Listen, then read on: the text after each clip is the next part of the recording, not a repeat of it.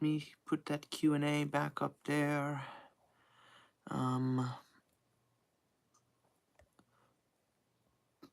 For 20 likes, I will eat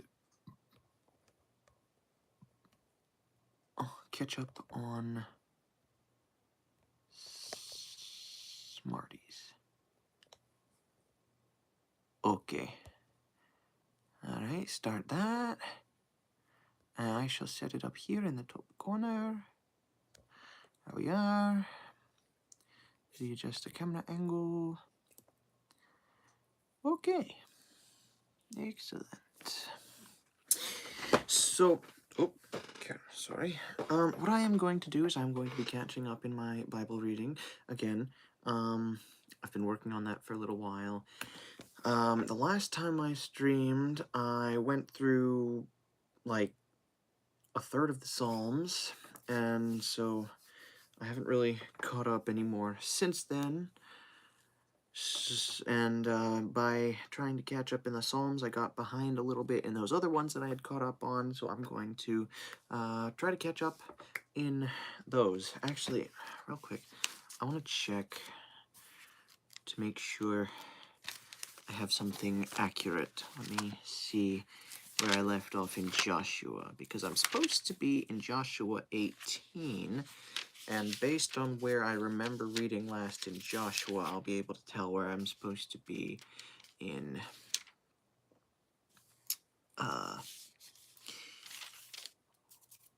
Genesis.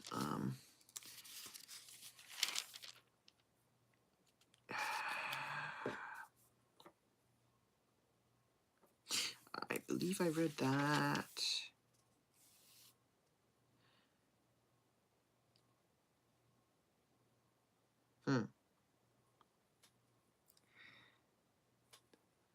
I'm trying. Where? Ephraim's inheritance?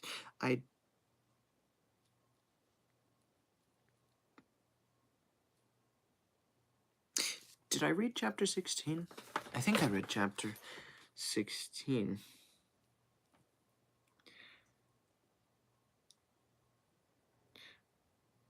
Okay. Yes. I read chapter 16. So that means 17 and 18, which means 41 and 42. Okay, so I did read chapter 40 in Genesis. Alright, I should have checked that before I started the stream, but whatever. No matter. Can't change the past. Let me, real quick, before I start, you can see that Q&A thing I put there.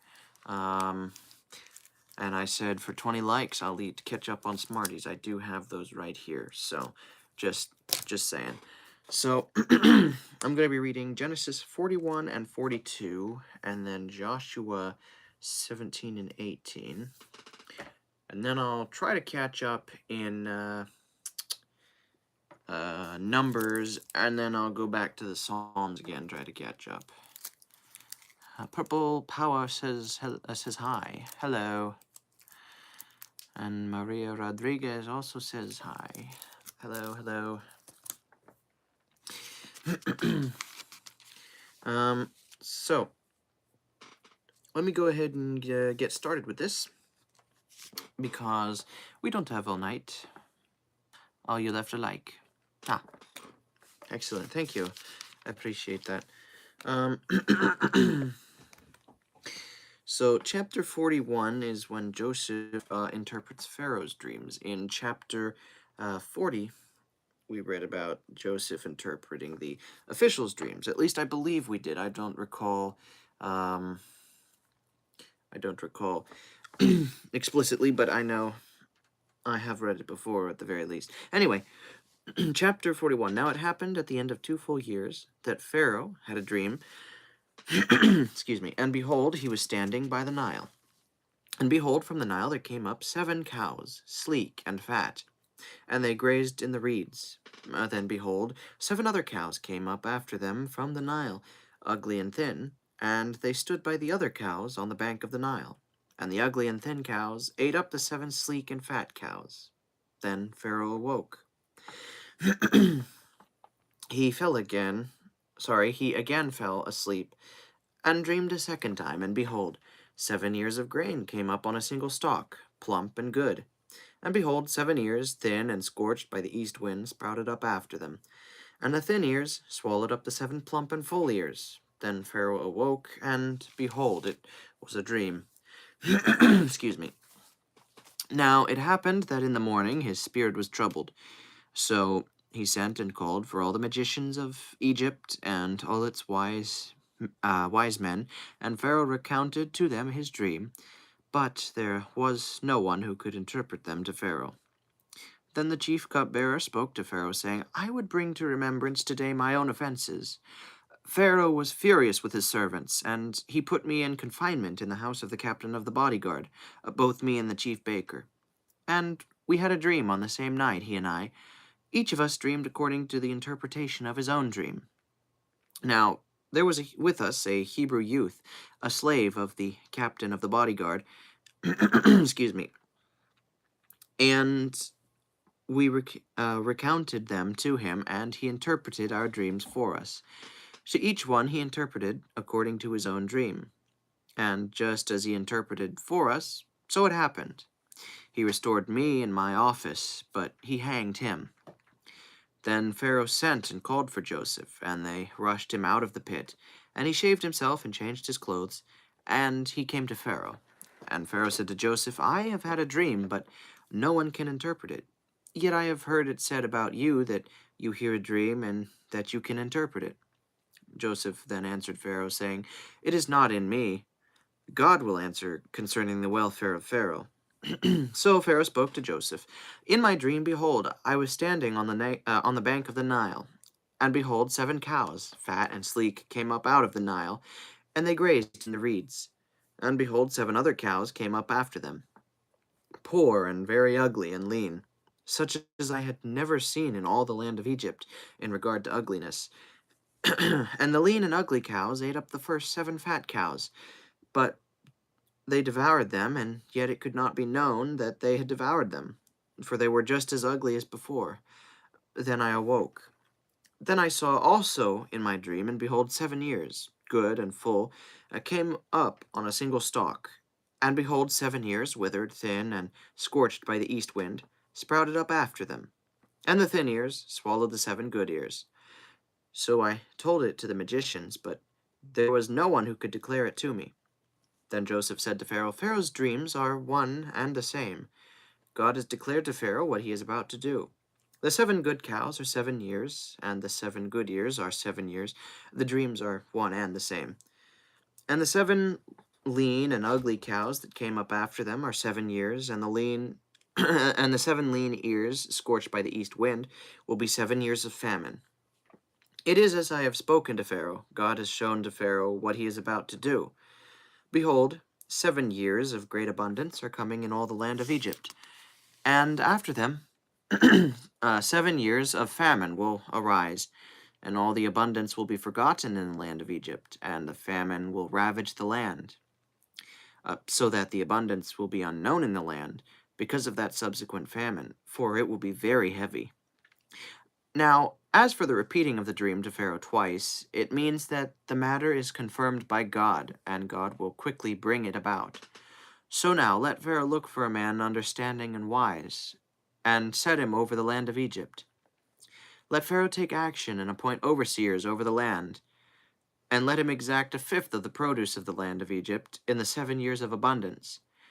Then let them gather all the food of these good years that are coming, and let them store up the grain for food in the cities under Pharaoh's authority, and let them keep watch over it.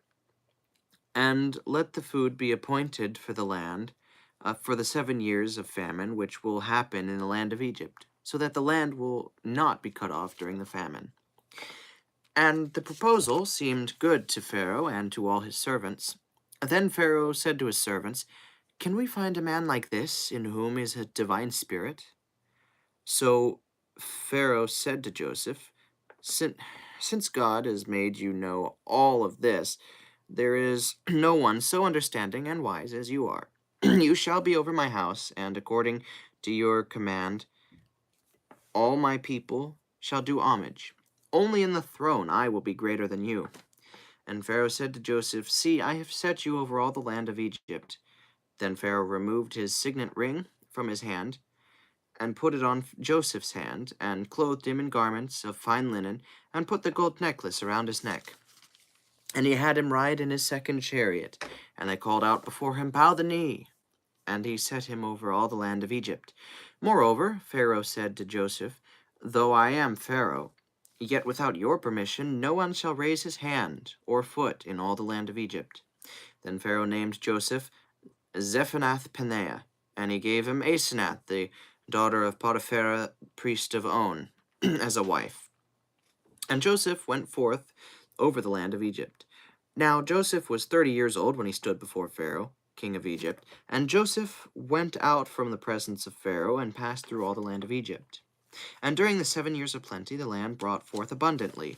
So he gathered all the food of these 7 years which happened in the land of Egypt, and placed the food in the cities. He placed in every city the food from its own surrounding fields. Thus Joseph stored up grain in great abundance, like the sand of the sea, until he stopped measuring it, for it was beyond measure.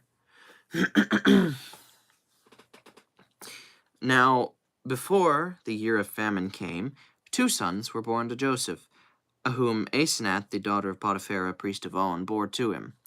And Joseph named the firstborn Manasseh, for, he said, God has made me forget all my trouble and all my father's household. And he named the second Ephraim, for, he said, God has made me fruitful in the land of my affliction. Then the 7 years of plenty, which had been in the land of Egypt, came to an end, and the 7 years of famine began to come, just as Joseph had said. So there was a famine in all the lands, but in all the land of Egypt there was bread. Then all the land of Egypt was famished, and the people cried out to Pharaoh for bread. And Pharaoh said to all the Egyptians, Go to Joseph. Whatever he says to you, you shall do. Now the famine was over all the face of the land, and Joseph opened all the storehouses and sold to the Egyptians, and the famine was severe in the land of Egypt. Now the earth also came to Egypt to buy grain from Joseph, because the famine was severe in all the earth. I am second-guessing myself. I want to check again, because I think earlier I said I was going to check in Joshua to see where I was, but I think I'm supposed to be in Judges. So let me look at that real quick, because that might change things up a little bit. This is Joshua, and this is Judges. I'm supposed to be in Judges 18, but I finished... Interesting. Okay. Well, somehow that doesn't change a thing. I still have the same amount of chapters to read. That's very strange. Let me see. So I just need to read 42, and then I'll move over to Judges. Now Jacob saw that there was grain in Egypt, and Jacob said to his sons, Why are you staring at one another? Then he said, Behold, I have heard that there is grain in Egypt. Go down there and buy some for us from there, so that we may live and not die. So 10 brothers of Joseph went down to buy grain from Egypt. But Jacob did not send Joseph's brother Benjamin with his brothers, for he said, Lest any harm befall him. So the sons of Egypt came to buy grain among those who were coming, for the famine was in the land of Canaan also. Now Joseph was the one in power over the land. He was the one who sold to all the people of the land. And Joseph's brothers came and bowed down to him with their faces to the ground. And Joseph saw his brothers and recognized them. But he disguised himself to them and spoke to them harshly. And he said to them, Where have you come from? And they said, From the land of Canaan to buy food. But Joseph recognized his brothers, although they did not recognize him. And Joseph remembered the dreams which he had about them, and said to them, You are spies. You have come to look at the nakedness of the land. Then they said to him, No, my lord, but your servants have come to buy food. We are all sons of one man. We are honest men. Your servants are not spies. And he said to them, No, but you have come to look at the nakedness of our land. So they said, Your servants are 12 brothers in all, the sons of one man in the land of Canaan, and behold, the youngest is with our father today, and one is no more. And Joseph said to them, It is as I said to you. You are spies. By this you will be tested. By the life of Pharaoh you shall not go from this place unless your youngest brother comes here. Send one of you, that he may get your brother, while you remain confined, that your words may be tested, whether there is truth in you. But if not, by the life of Pharaoh, surely you are spies.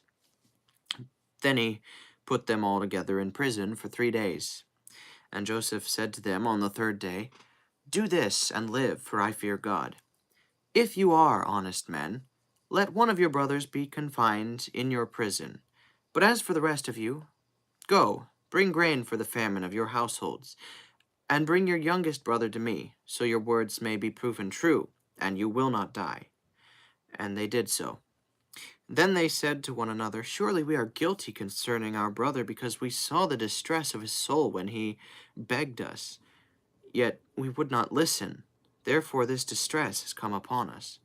And Reuben answered them, saying, Did I not tell you, saying, Do not sin against the boy? Yet you would not listen. So also his blood. Behold, it is required of us. Now they did not know that Joseph was listening, for there was an interpreter between them. And he turned away from them and wept. Then he returned to them and spoke to them. And he took Simeon from them, and bound him before their eyes. Then Joseph gave a command to fill their bags with grain, and to restore every man's money in his sack, and to give them provisions for the journey. Excuse me. And thus it was done for them. So they loaded their donkeys with their grain, and went from there. Then one of them opened his sack to give his donkey fodder at the lodging place. And he saw his money, and behold, it was in the mouth of his sack. So he said to his brothers, My money has been returned, and behold, it is even in my sack. And their hearts sank, and they turned trembling to one another, saying, What is this that God has done to us? Then they came to their father Jacob in the land of Canaan, and told him all that had happened to them, saying, The man, the lord of the land, spoke harshly with us, and took us for spies of the country. So we said to him, We are honest men, we are not spies. We are 12 brothers, sons of our father.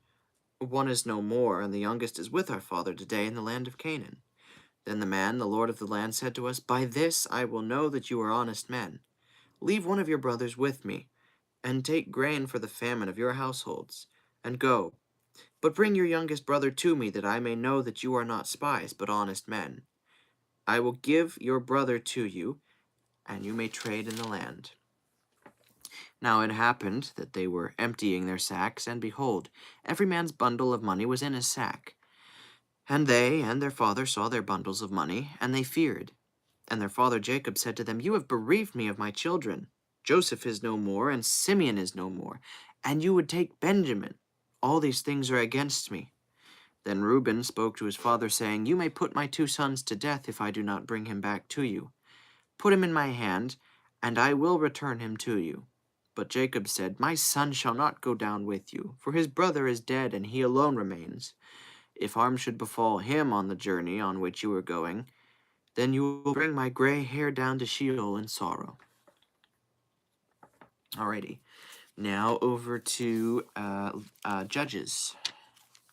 We'll be reading Judges 17 and 18.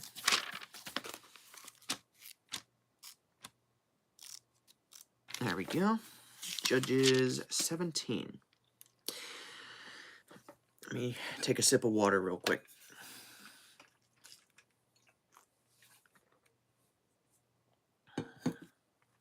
Here we are.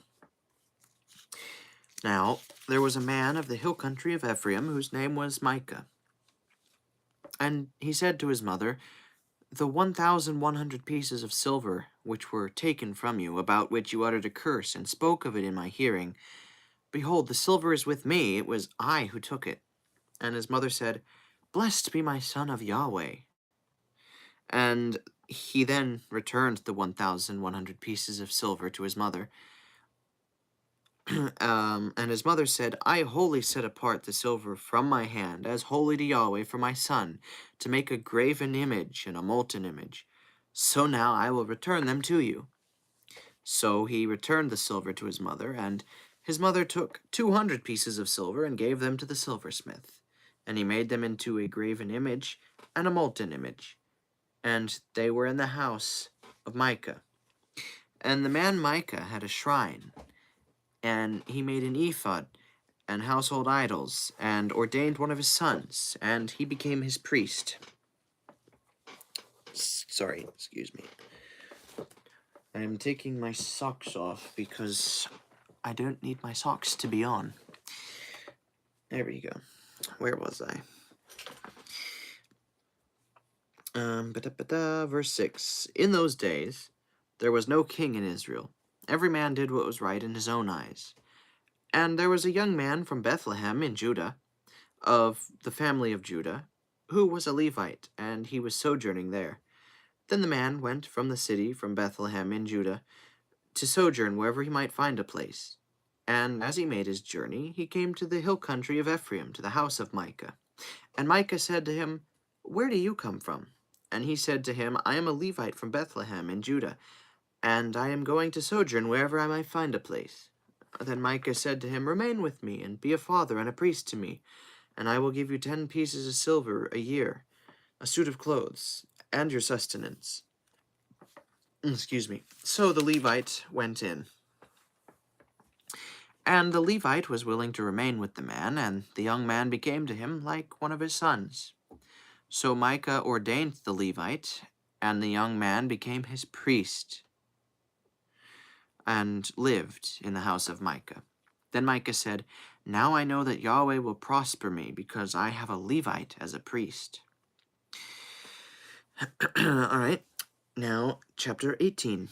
In those days there was no king of Israel, and in those days the tribe of the Danites was seeking an inheritance for themselves to live in. For until that day the land among the tribes of Israel had not fallen to them as an inheritance.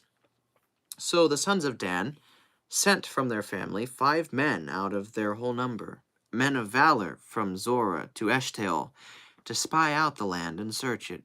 And they said to them, Go, search the land. And they came to the hill country of Ephraim, to the house of Micah, and lodged there. They were near the house of Micah, and they recognized the voice of the young man, the Levite.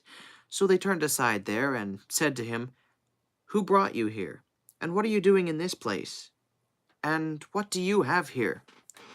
And he said to them, Thus and so has Micah done to me, and he has hired me, and I have become his priest. And they said to him, Ask of God, please, that we may know whether our way on which we are going will be successful. So the priest said to them, Go in peace. Your way in which you are going is before Yahweh. Then the 5 men went forth and came to Laish, and saw the people who were living in it, the people who were in it living securely, after the manner of the Sidonians, quiet and secure. For there was no oppressive conqueror dishonoring them of anything in the land, and they were far from the Sidonians, and had no dealings with anyone. So they came back to their brothers at Zorah and Eshtaol, and their brothers said to them, What do you report? And they said, Arise, and let us go up against them, for we have seen the land, and behold, it is very good. And will you be silent? Do not delay to go, to enter, possess the land. When you enter, you will come to a secure people and a spacious land, for God has given it into your hand, a place where there is no lack of anything that is on the earth. Then from the family of the Danites, from Zorah and from Eshtaol, 600 men armed with weapons of war set out. And, and they went up and camped at Kiriath Jearim in Judah. Therefore they called the place Mahanadan to this day. Behold, it is west of Kiriath Jearim. Then they passed from there to the hill country of Ephraim, and came to the house of Micah. And the 5 men who went to spy out the country of Laish answered and said to their relatives, Do you know that there are in these houses an ephod and household idols, and a graven image, and a molten image. So now, know what you should do. Then they turned aside there, and came to the house of the young man, the Levite, to the house of Micah, and asked him of his welfare. Now the 600 men, armed with their weapons of war, who were of the sons of Dan, were standing by the entrance of the gate. Then the 5 men who went to spy out the land went up, and entered there, and took the graven image, and the ephod, and household idols, and the molten image. And the priest was standing by the entrance of the gate with the 600 men, armed with weapons of war. Now these had entered into Micah's house, and took the graven image, the ephod, and the household idols, and the molten image. And then the priest said to them, "What are you doing?" And they said to him, "Be silent, put your hand over your mouth, and come with us, and be to us a father and a priest. Is it better for you to be a priest to the house of one man, or to be priest to a tribe and a family in Israel?" And the priest's heart was merry, and he took the ephod and the household idols and the graven image, and entered among the people. Then they turned and went away, and put the little ones and the livestock and the valuables in front of them. They had gone some distance from the house of Micah, and the men who were in the houses near Micah's house were summoned, and then overtook the sons of Dan. And they called out to the sons of Dan, who turned around and said to Micah, "What is the matter with you, that you were summoned together?" And he said, "You have taken away my gods which I made, and the priest, and have gone away.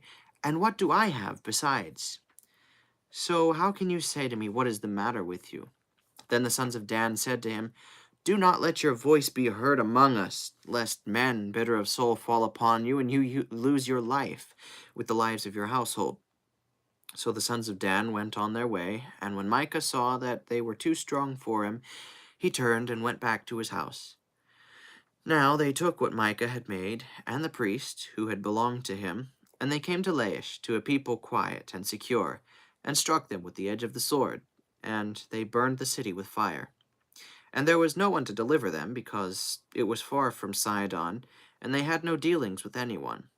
And it was in the valley which is near Beth Rehob, and they rebuilt the city and lived in it. And they called the name of the city Dan, after the name of Dan their father, who was born in Israel.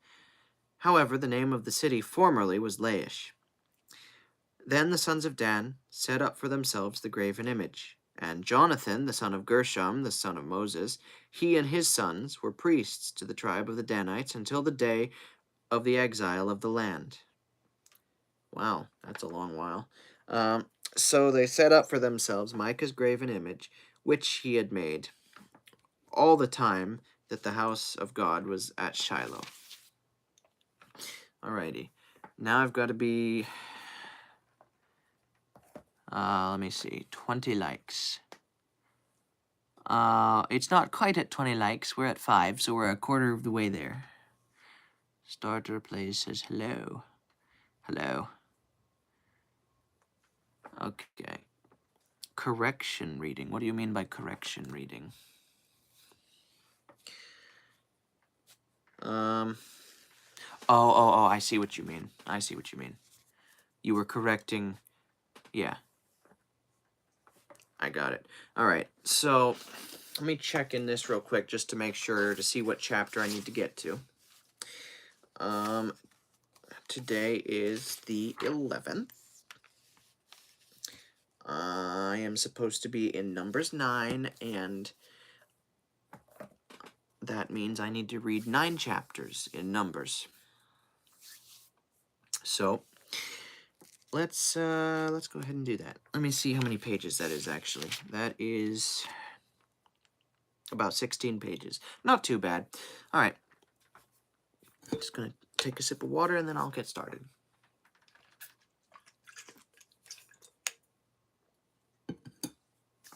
Alrighty. Here we go. Numbers chapter 1. Then Yahweh spoke to Moses in the wilderness of Sinai, in the tent of meeting, on the 1st of the 2nd month, in the 2nd year after they had come out of the land of Egypt, saying, "Take a census of all the congregation of the sons of Israel, by their families, by their fathers' households, according to the number of names, every male, head by head, from 20 years old and upward, whoever is able to go out to war in Israel. You and Aaron shall number them by their armies.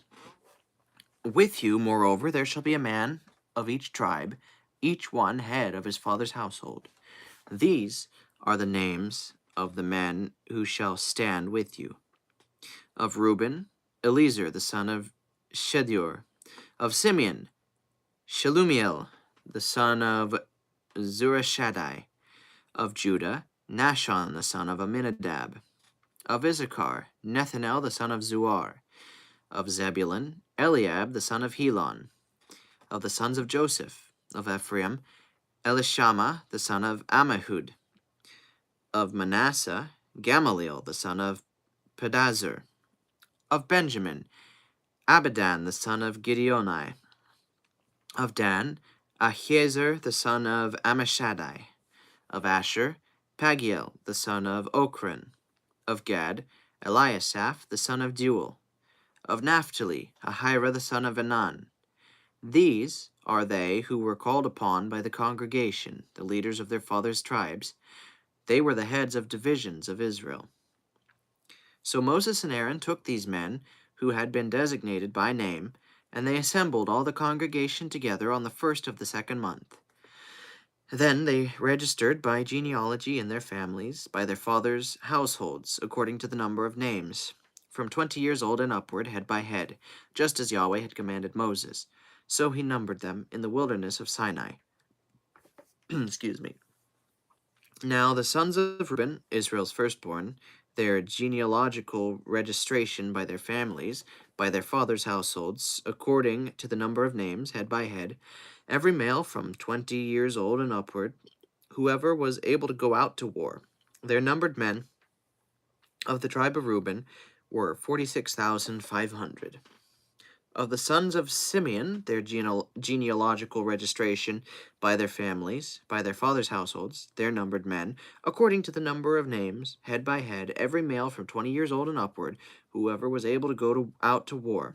Their numbered men of the tribe of Simeon were 59,300. Of the sons of Gad, their genealogical registration by their families, by their fathers' households, according to the number of names, from 20 years old and upward, whoever was able to go out to war. Their numbered men of the tribe of Gad were 45,650. This is going to get rather repetitious. Hello. Of the sons of Judah, their genealogical registration by their families, by their fathers' households, according to the number of names, from 20 years old and upward, whoever was able to go out to war, their numbered men of the tribe of Judah were 74,600. Of the sons of Issachar, their genealogical registration by their families, by their fathers' households, according to the number of names, from 20 years old and upward, whoever was able to go out to war, their numbered men of the tribe of Issachar were 54,400. Of the sons of Zebulun, their genealogical registration by their families, by their fathers' households, according to the number of names, from 20 years old and upward, whoever was able to go out to war, their numbered men of the tribe of Zebulun were 57,400. Of the sons of Joseph, namely the sons of Ephraim, their genealogical registration by their families, by their fathers' households, according to the number of names, from 20 years old and upward, whoever was able to go out to war. Their numbered men of the tribe of Ephraim were 40,500. Of the sons of Manasseh, their genealogical registration by their families, by their fathers' households, according to the number of names, from 20 years old and upward, whoever was able to go out to war, their numbered men of the tribe of Manasseh were 32,200. Of the sons of Benjamin, their genealogical registration by their families, by their fathers' households, according to the number of names, from 20 years old and upward, whoever was able to go out to war, their numbered men of the tribe of Benjamin were 35,400. Of the sons of Dan, their genealogical registration by their families, by their fathers' households, according to the numbers of names, from 20 years old and upward, whoever was able to go out to war. Their numbered men of the tribe of Dan were 62,700. Of the sons of Asher, their genealogical registration by their families, by their fathers' households, according to the number of names, from 20 years old and upward, whoever was able to go out to war. Their numbered men of the tribe of Asher were 41,500. Of the sons of Naphtali, their genealogical registration by their families, by their fathers' households, according to the number of names, from 20 years old and upward, whoever was able to go out to war. Their numbered men of the tribe of Naphtali were 53,400. These are the ones who were numbered, whom Moses and Aaron numbered, with the leaders of Israel, 12 men, each of whom was of his father's household. So all the numbered men of the sons of Israel by their fathers' households, from 20 years old and upward, whoever was able to go out to war in Israel, even all the numbered men, were 603,550. The Levites, however, were not numbered among them by their father's tribe. Yahweh had spoken to Moses, saying, Only the tribe of Levi you shall not number, nor shall you take their census among the sons of Israel. But you shall appoint the Levites over the tabernacle of the testimony, and over all its furnishings, and over all that belongs to it. Then they shall carry the tabernacle and all its furnishings, and they shall attend to it, and they shall also camp around the tabernacle. So, when the tabernacle is to set out, the Levites shall take it down, and when the tabernacle encamps, the Levites shall set it up. But the layman who comes near shall be put to death. And the sons of Israel shall camp, each man by his own camp, and each man by his own standard, according to their armies. But the Levites shall camp around the tabernacle of the testimony, so that there will be no wrath on the congregation of the sons of Israel. So the Levites shall keep charge of the tabernacle of the testimony. Thus the sons of Israel did according to all that Yahweh had commanded Moses. So they did.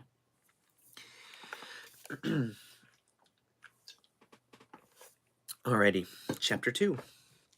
Now Yahweh spoke to Moses and to Aaron, saying, The sons of Israel shall camp, each by his own standard, with the banners of their fathers' households. They shall camp around the tent of meeting at a distance. Now those who camp on the east side toward the sunrise shall be of the standard of the camp of Judah, by their armies, and the leader of the sons of Judah, Nahshon the son of Amminadab, and his army, even their numbered men, 74,600. Those who camp next to him shall be the tribe of Issachar, and the leader of the sons of Issachar, Nethanel the son of Zuar, and his army, even his numbered men, 54,400. Then the tribe of Zebulun, and the leader of the sons of Zebulun, Eliab the son of Helon, and his army, even his numbered men, 57,400. And the total of the numbered men of the camp of Judah, 186,400 by their armies. They shall set out first. On the south side shall be the standard of the camp of Reuben by their armies, and the leader of the sons of Reuben, Eliezer the son of Shedeur, and his army, even his numbered men, 46,500.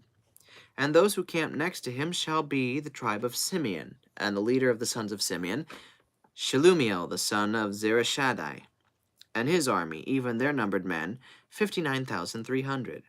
Then the tribe of Gad, and the leader of the sons of Gad, Eliasaph the son of Deuel, and his army, even their numbered men, 45,650. The total of the numbered men of the camp of Reuben, 151,450 by their armies, and they shall set out second. Then the tent of meeting shall set out with the camp of the Levites in the midst of the camps. Just as they camp, so they shall set out, every man in his place by their standards. On the west side shall be the standard of the camp of Ephraim by their armies, and the leader of the sons of Ephraim, Elishama the son of Ammihud, and his army, even their numbered men, 40,500.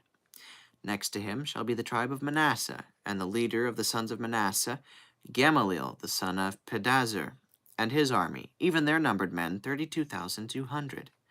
Then the tribe of Benjamin, and the leader of the sons of Benjamin, Abidan the son of Gideoni, and his army, even their numbered men, 35,400. The total of the numbered men of the camp of Ephraim, 108,100, by their armies, and they shall set out third.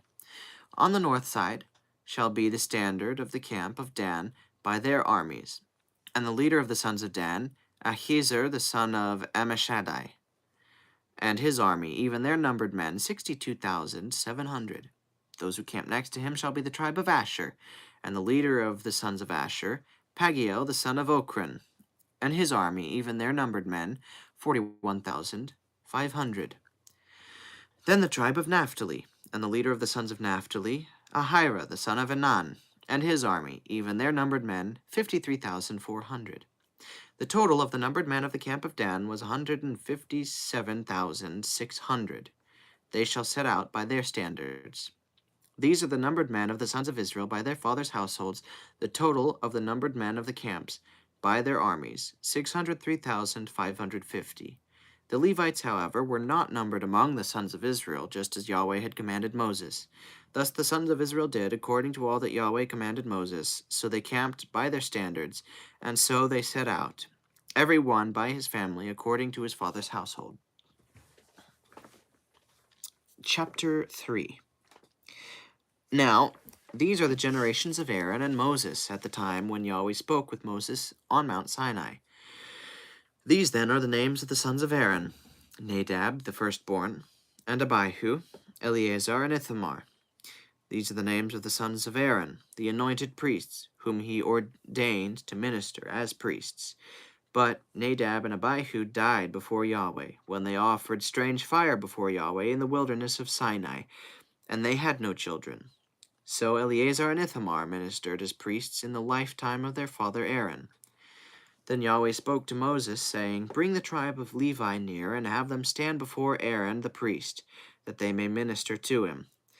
And they shall keep his responsibility and the responsibility for the whole congregation before the tent of meeting, to perform the service of the tabernacle. They shall also keep all the furnishings of the tent of meeting, along with the responsibility of the sons of Israel, to perform the service of the tabernacle. You shall thus give the Levites to Aaron and to his sons.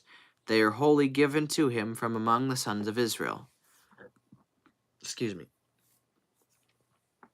So you shall appoint Aaron and his sons, that they may keep their priesthood. But the outsider who comes near shall be put to death. Then Yahweh spoke to Moses, saying, Now behold, I have taken the Levites from among the sons of Israel instead of every firstborn, the first offspring of the womb among the sons of Israel. So the Levites shall be mine. For all the firstborn are mine. On the day that I struck down all the firstborn of the land of Egypt, I sanctified to myself all the firstborn in Israel, from man to beast. They shall be mine, I am Yahweh. Then Yahweh spoke to Moses in the wilderness of Sinai, saying, Number the sons of Levi by their fathers' households, by their families. Every male from a month old and upward you shall number. So Moses numbered them according to the word of Yahweh, just as he had been commanded. These then are the sons of Levi by their names: Gershon, and Kohath, and Merari. And these are the names of the sons of Gershon by their families: Libni and Shimei. And the sons of Kohath by their families: Amram, Izhar, Hebron, and Uziel. And the sons of Merari by their families: Mali and Mushi. These are the families of the Levites according to their fathers' households. Of Gershon was the family of the Libnites, and the family of the Shimeites. These were the families of the Gershonites. Their numbered men, in the numbering of every male from a month old and upward, even their numbered men were 7,500. The families of the Gershonites were to camp behind the tabernacle westward, and the leader of the fathers' households of the Gershonites was Eliasaph, the son of Lael. Now, the responsibility of the sons of Gershon in the tent of meeting involved the tabernacle and the tent, its covering, and the screen for the doorway of the tent of meeting, and the hangings of the court, and the screen for the doorway of the court, which is around the tabernacle and the altar, and its cords, according to all the service concerning them. Of Kohath was the family of the Amramites, and the family of the Izharites, and the family of the Hebronites, and the family of the Uzielites. These were the families of the Kohathites. In the numbering of every male from a month old and upward, there were 8,600, keeping the responsibility of the sanctuary. The families of the sons of Kohath were to camp on the southward side of the tabernacle, and the leader of the fathers' households of the Kohathite families was Elizaphan, the son of Uziel. Now their responsibility involved the ark, the table, the lampstand, the altars, and the utensils of the sanctuary with which they minister, and the screen, and all the service concerning them. And Eleazar the son of Aaron the priest was the chief of the leaders of Levi, and had the oversight of those who keep the responsibility of the sanctuary. Of Merari was the family of the Malites, and the family of the Mushites. These were the families of Merari. And their numbered men in the numbering of every male, and from a month old and upward, were 6,200. And the leader of the fathers' households of the families of Merari was Zuriel the son of Abihail. They were to camp on the northward side of the tabernacle. Now, the appointed responsibility of the sons of Merari involved the boards of the tabernacle, its bars, its pillars, its bases, and all its equipment, and the service concerning them, and the pillars around the court with their bases and their pegs and their cords. Now, those who were to camp before the tabernacle, eastward, before the tent of meeting toward the sunrise, are Moses and Aaron and his sons, keeping the responsibility of the sanctuary for the responsibility of the sons of Israel. But the outsider coming near was to be put to death. All the numbered men of the Levites, whom Moses and Aaron numbered at the command of Yahweh by their families, every male from a month old and upward, were 22,000. Then Yahweh said to Moses, "Number every firstborn male of the sons of Israel from a month old and upward, and make a list of their names." That's going to be a lot of names. "And you shall take the Levites for me. I am Yahweh. Instead of all the firstborn among the sons of Israel, and the cattle of the Levites, instead of all the firstborn among the cattle of the sons of Israel." I'm going to read that verse again because it did not make sense in my head. "And you shall take the Levites for me, I am Yahweh, instead of all the firstborn among the sons of Israel, and the cattle of the Levites, instead of all the firstborn among the cattle of the sons of Israel." Okay, that makes sense. So Moses numbered all the firstborn among the sons of Israel, just as Yahweh had commanded him. And all the firstborn males, by the number of the names, from a month old and upward, from their numbered men, were 22,273. Then Yahweh spoke to Moses, saying, "Take the Levites instead of all the firstborn among the sons of Israel, and the cattle of the Levites. And the Levites shall be mine. I am Yahweh. For the redemption price of the 273 of the firstborn of the sons of Israel, who are in excess beyond the Levites, you shall take 5 shekels apiece per head. You shall take them in terms of the shekel of the sanctuary. The shekel is 20 gerahs, to give the money, the redemption price of those who are in excess among them, to Aaron and to his sons." So Moses took the money of the redemption price from those who were in excess, beyond those redeemed by the Levites. From the firstborn of the sons of Israel, he took the money in terms of the shekel of the sanctuary, 1,365. Then Moses gave the money of the redemption price to Aaron and to his sons, at the command of Yahweh, just as Yahweh had commanded Moses.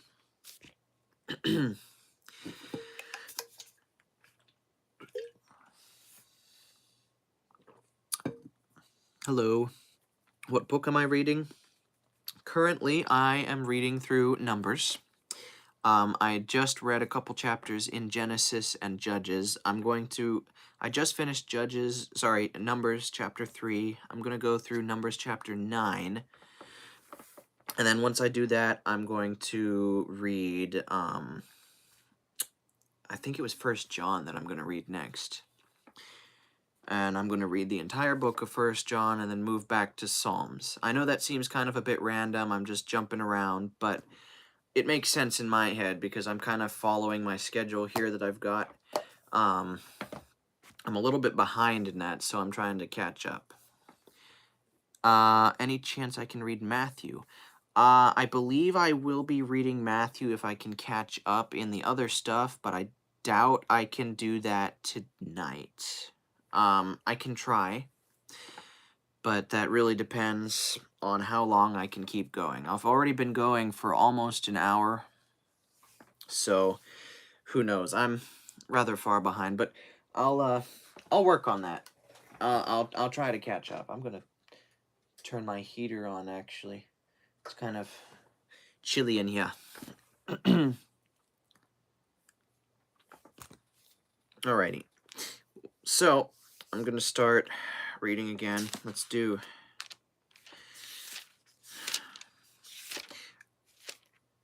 5 chapters. Doesn't seem that much, and then you actually read it, and it's a little longer. Alright, anyway, Numbers chapter 4.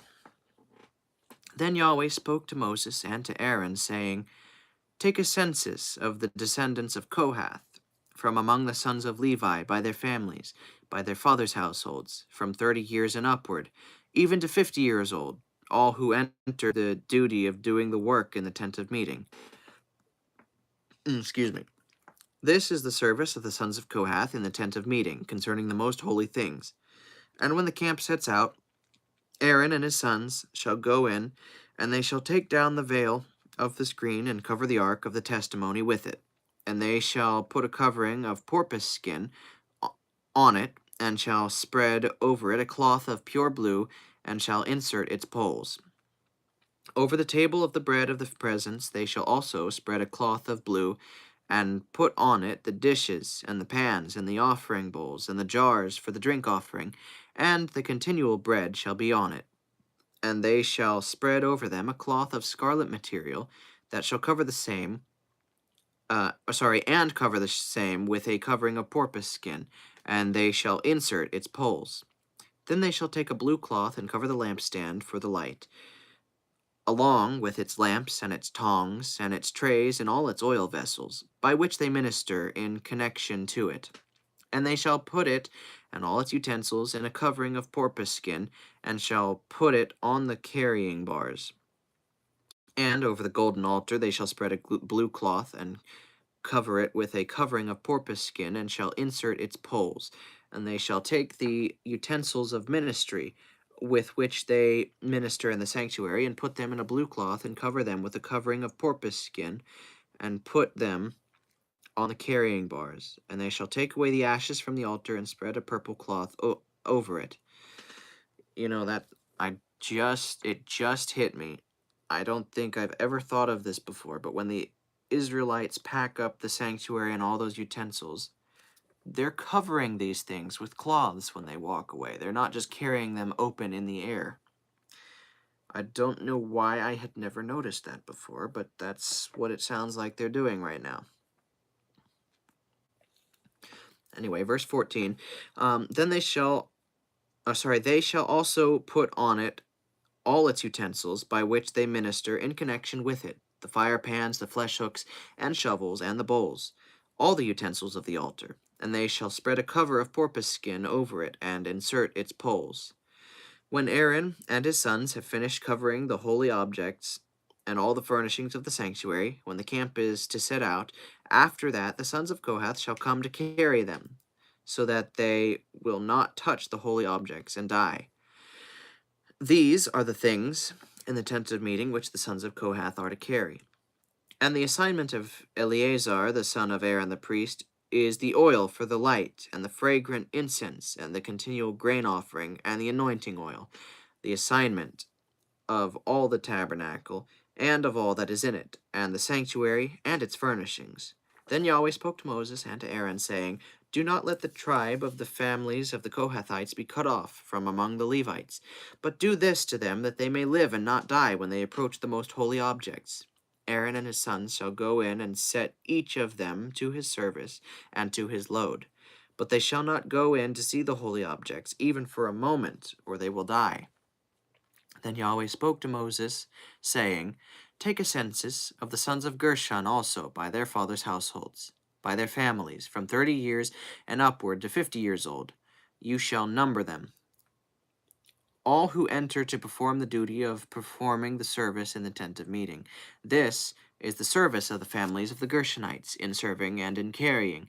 They shall carry the curtains of the tabernacle and the tent of meeting, with its covering, and the covering of porpoise skin that is on top of it, and the screen for the doorway of the tent of meeting, and the hangings of the court, and the screen for the doorway of the gate of the court, which is around the tabernacle and the altar, and their cords, and all the equipment for their service, and all that is to be done, they shall perform. All the service of the sons of the Gershonites, in all their loads and in all their service, shall be performed as the command of Aaron and his sons. Sorry, at the command of Aaron and his sons. And you shall assign to them a responsibility. I am skipping words. You shall assign to them as a responsibility all their loads. This is the service of the families of the sons of the Gershonites in the tent of meeting, and their responsibility shall be under the direction of Ithamar, the son of Aaron the priest. As for the sons of Merari, you shall number them by their families, by their fathers' households.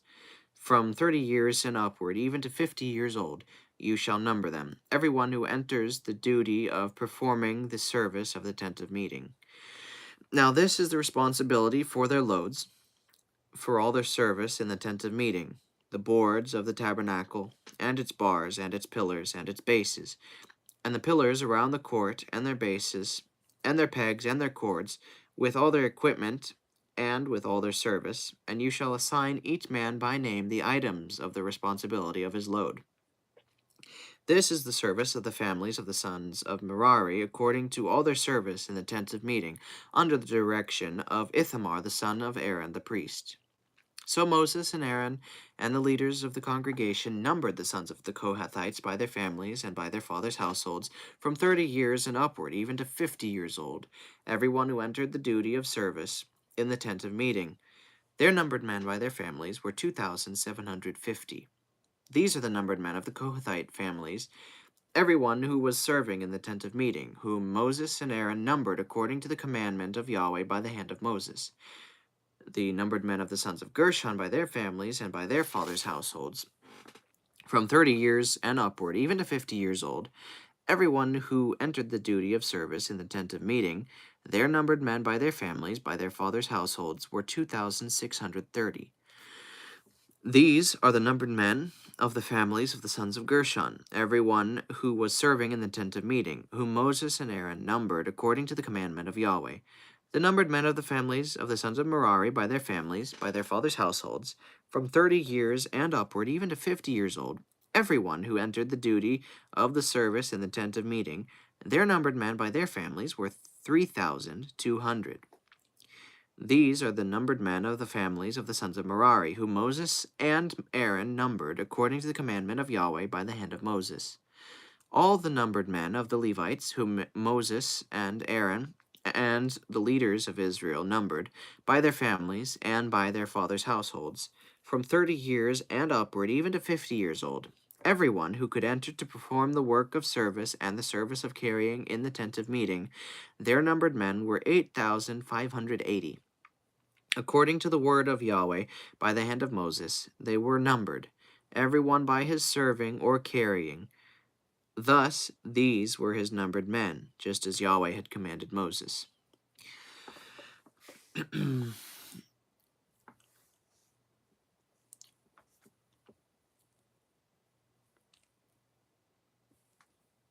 Yep, there were a lot of people.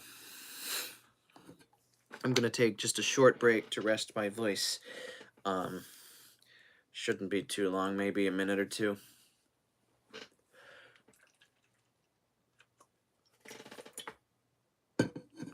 So I'm going to mute this real quick, and then I'll get back to reading when that timer hits 1 hour, I guess, because that's about a minute from now.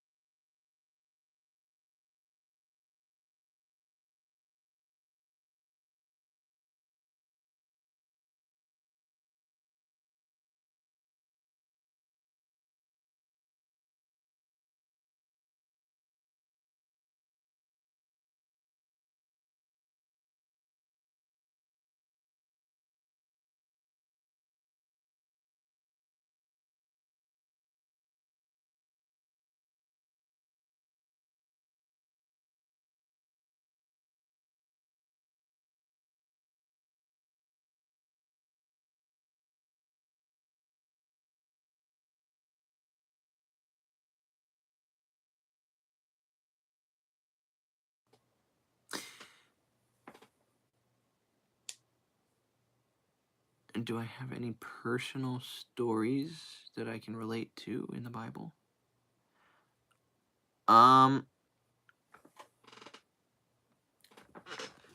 Yeah, let me...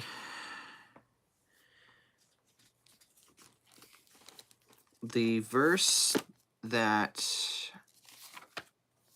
God used to get my attention was Romans chapter 10, verse 13. Let me just look for that real quick.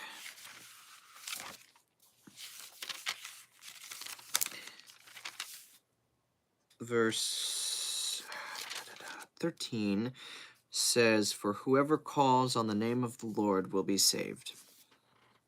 So I grew up in church, so I always assumed I was saved. I knew the Bible. I grew up in church. Things like that. And then I read that verse one night after contemplating, events that had happened within the past couple years, and realized that while I had, how do I word it? I might have said I was a believer, but I had never, truly confessed him to be my Lord and Savior. I had never called on his name and, repented of my sins. Yeah, I knew I was a sinner. I knew what it was to repent, but I had never actually, fully done that, if that makes sense.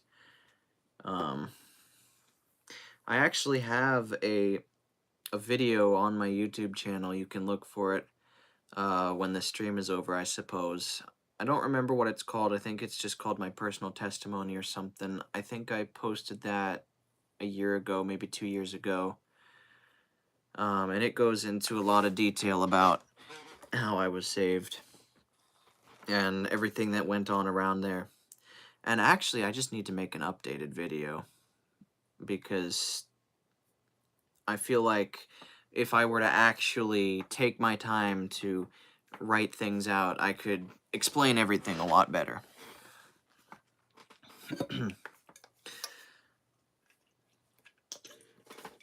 But yeah, that's a basic sort of thing. And then a particular part of the Bible that I relate to a lot is Romans chapter 7, when Paul is talking about how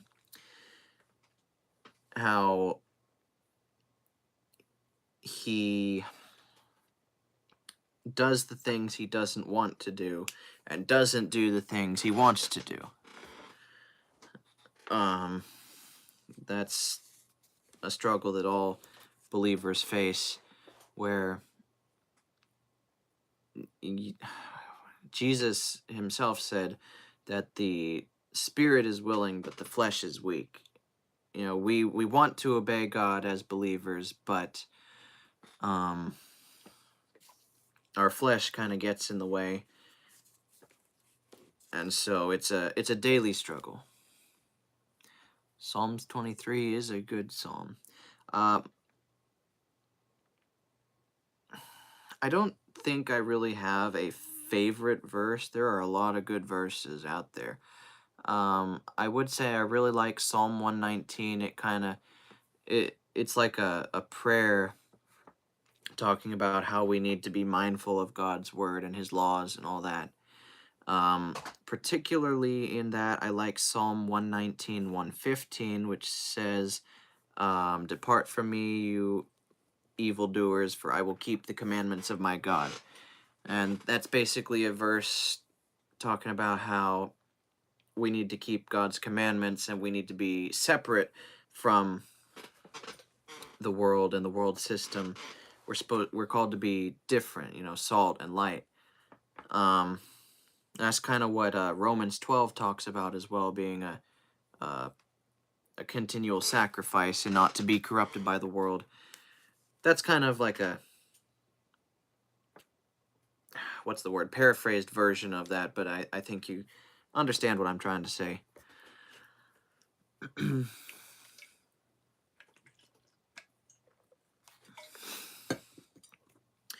I've got fewer than 10 chapters before I'm caught up in Numbers.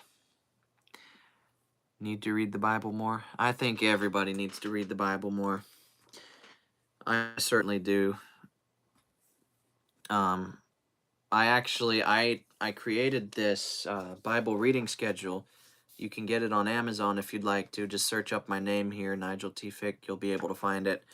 And it's good for a regular year. It's good for a leap year as well.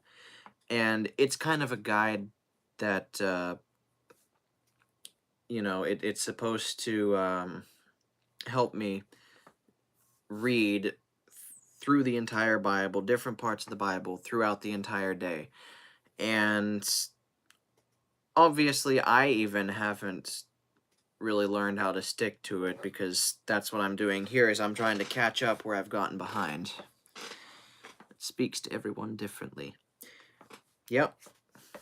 Yeah, it does speak to everyone differently, because everyone has their own unique situations, although, the Bible's the same, no matter who reads it. It has the same message, but people pick up on different things from it because everyone has their own unique circumstances. And so there are some things that might speak to people more than other people because, they're in a situation where I won't say it is more relevant, but it seems more relevant, I guess, if that makes sense. All right. I think what I'm going to try to do is I'm going to try to catch up in Numbers, and then I'll turn this off for the night, because I don't think I can read another, I don't know how many chapters I would need to catch up. But I'm just going to try to get through Numbers, and then finish up for the night if I can. So, Numbers chapter 5. Then Yahweh spoke to Moses, saying, Command the sons of Israel that they send away from the camp every leper, and everyone having a discharge, and everyone who is unclean because of a dead person.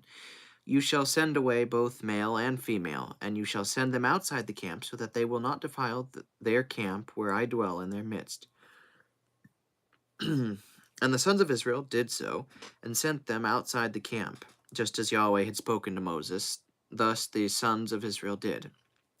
Then Yahweh spoke to Moses, saying, Speak to the sons of Israel, when a man or woman commits any of the sins of mankind, acting unfaithfully against Yahweh, and that person is guilty, then they shall confess his sins which he has committed, and he shall make restitution in full for his wrong, and add to it 1/5 of it, and give it to him whom he has wronged. But if the man has no kinsman redeemer to whom restitution may be made for the wrong, the restitution which is made for the wrong must go to Yahweh for the priest, besides the ram of atonement, by which the atonement is made for him. Okay, now that I have started reading, I realize I'm not even going to be able to get to the end. I'm just going to finish this one chapter, and then I think I'll be done. So I've got just another couple verses.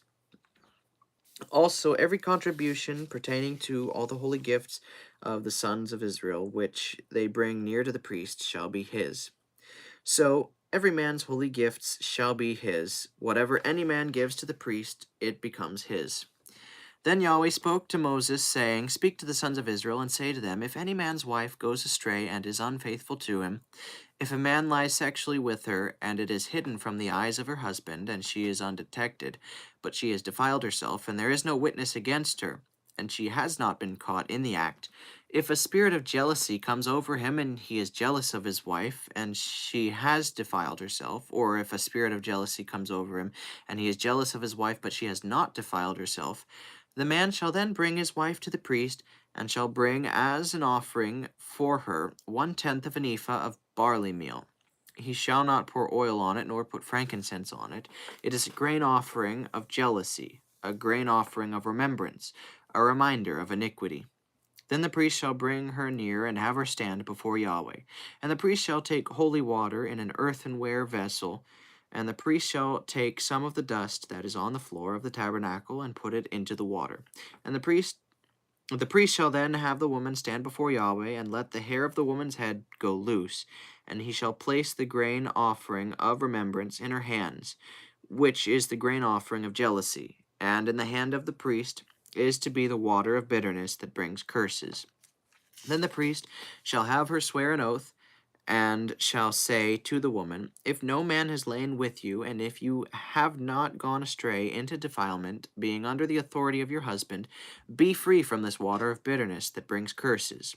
If you, however, have gone astray, being under the authority of your husband, and if you have defiled yourself, and a man other than your husband has lain with you, then the priest shall have the woman swear with the oath of the curse, and the priest shall say to the woman, Yahweh make you a curse and an oath among your people by Yahweh, making your thigh fall away and your abdomen swell.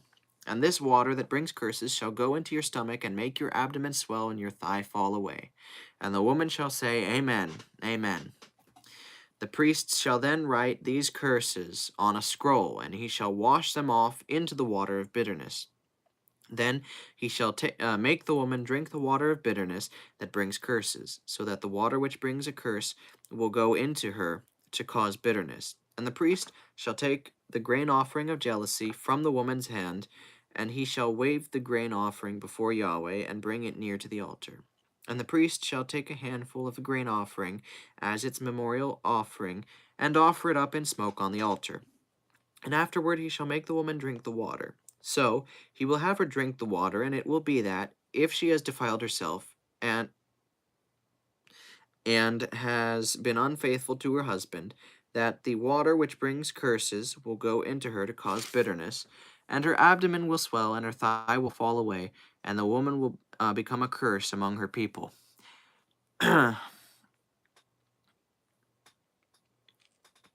But if the woman has not defiled herself and is clean, she will then be free and conceive a seed. This is the law of jealousy. When a wife, being under the authority of her husband, goes astray and defiles herself, or when a spirit of jealousy comes over a man and he is jealous of his wife, he shall then make the woman stand before Yahweh, and the priest shall apply all this law to her. Moreover, the man shall be free from guilt, but that woman shall bear her guilt.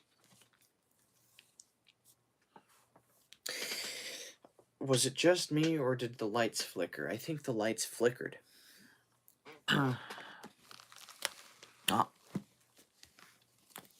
He left. Went to bed, which makes sense. Just subscribed, so you'll be back for the next stream. Well, that's good to hear. I'm glad to hear it. I should be streaming tomorrow, depending on whether, whether or not I'm too busy. I don't know. Probably won't be. But yeah, I'll try to stream tomorrow. And what in the world? How is it that this guy has been putting a whole bunch of messages in the chat and is number 3? Who in the world was number 1?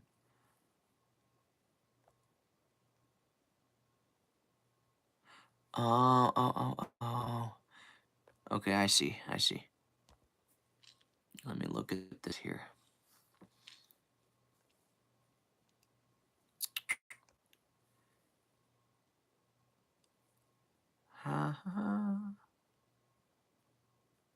I won't let me look at that. Oh well. Alrighty. Well, anyway. Let me get rid of this Q&A right there. So, had I gotten to 20 likes in this video, I would have had some catch up on Smarties, but I only got 7. So, I suppose I'll do that next time. If I can get 20 likes, I'll do that next time. So yeah, That's about all I'm going to be reading for tonight because I am tired. My voice is kind of strained. And, yeah, I need to be getting to bed anyway. It's almost midnight. So, I guess I'll see people in the next one live. Hopefully, people will be viewing this after it is, not live. We'll see. Anyway, y'all have a good night. God bless.